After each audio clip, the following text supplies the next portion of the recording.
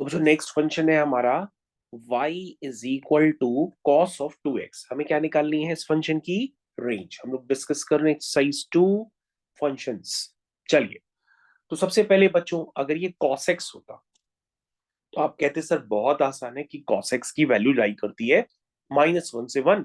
तो सर इसकी रेंज हम डायरेक्टली बता देते कि अगर cos x होता या cos t होता तो उसकी रेंज होती -1 से 1। और बच्चों अगर आप डोमेन पूछेंगे तो वो ऑल रियल नंबर्स होती। लेकिन बच्चों यहाँ पर cos x या cos t नहीं है, यहाँ को आपको परेशान करने वाला कौन है, 2 sin x। तो आप इसको कैसे इंटरप्रेट करोगे? आप सीधा सीधा कहोगे कि सर जो sin x होता है वो लाई करता है -1 से 1। अब पूरी क्वेश्चन में 2 मल्टीप्लाई कर दो। जैसे ही 2 बच्चों मल्टीप्लाई करोगे तो 2 sin x कहां से लाई करेगा, -2 से +2। क्या बात समझ में आई? अब थोड़ी देर के लिए हम इसको क्या एज्यूम कर लेते हैं, t। और t हमारा कहां से लाई कर रहा है, -2 से +2। अब हम क्या करेंगे, हम सबसे पहले इसको चेंज कर देंगे फंक्शन को। हमारा फंक्शन t के टर्म्स में बन जाएगा y is equal to cos of 2 sin x which is equal to t। यानी अगर हम cos t का सबसे पहले ग्राफ बनाएंगे, cos t का ग्राफ कैसा बनता है, cos t का ग्राफ बच्चों y एक्सिस के अबाउट सिमेट्रिकल होता है। तो ये ग्राफ आप सभी लोग एक जैसा बना लें। देखिए बच्चों ये ग्राफ मैंने आपको बना दिया। उसके बाद बच्चों मैं पॉइंट्स लिख लेता हूं। यह होता है 0, यहाँ होता है π/2, यहाँ होता है पाई, यहाँ होता है -π/2, यहाँ होता है -पाई। तो बच्चों यहां पर आपको जो ध्यान देना होगा उसमें जो t है वो -2 से +2 के बीच में लाई करता है। बच्चों अगर आप ध्यान से देखेंगे तो जो इतना रीजन है, ये वाला रीजन ध्यान से देखिएगा, यहां से लेकर के यहां तक, तो इसमें टी कहां से कहां लाई करता है, -पाई से पाई। और पाई की वैल्यू क्या होती है, 3.14।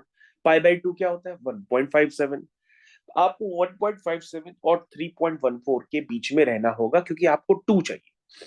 तो बच्चों -2 कहां पर होगा, कहोगे सर यहां पर कहीं होगा। हमने कहा +2 कहां होगा, कहोगे सर यहां पर कहीं होगा। क्या ये बात सबको समझ में आई? क्योंकि बच्चों π/2 क्या होता है, 1.57। पाई क्या होता है, 3 पॉइंट समथिंग। यानी 2 कहां होगा, उनके बीच में होगा। इसका मतलब बच्चों टी कहां से कहां लाई कर रहा है, यहां से -2 से +2। समझ में आया?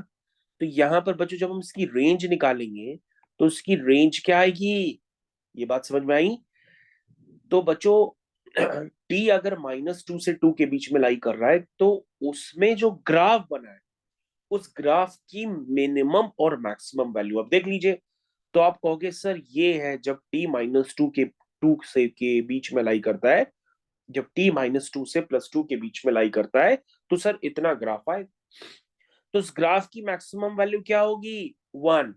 और यहां पर वैल्यू क्या होगी -2 पे, कहोगे सर कॉस ऑफ -2 होगी ना। और यहां पर वैल्यू कितनी होगी, कहोगे सर कॉस ऑफ 2। तो हमने कहा कॉस ऑफ -2 कहो चाहे कॉस ऑफ 2 कहो, बात तो एक ही है। क्योंकि ये वाई एक्सिस के अबाउट क्या होता है, सिमेट्रिकल होता है, और cos of -theta cos theta ही होता है। तो बच्चों इसकी जो मिनिमम वैल्यू होगी वो क्या होगी, इसकी जो मिनिमम वैल्यू होगी वो होगी बच्चों cos 2। ये बात सबको क्लियर है? और जो मैक्सिमम वैल्यू होगी वो क्या होगी, 1। कब, जब t क्या होगा, 0। तो बच्चों इसकी रेंज क्या आ जाएगी, cos 2 से 1। समझ में आया सबको? समझ में आ गया तो लाइक का बटन दबा दीजिए।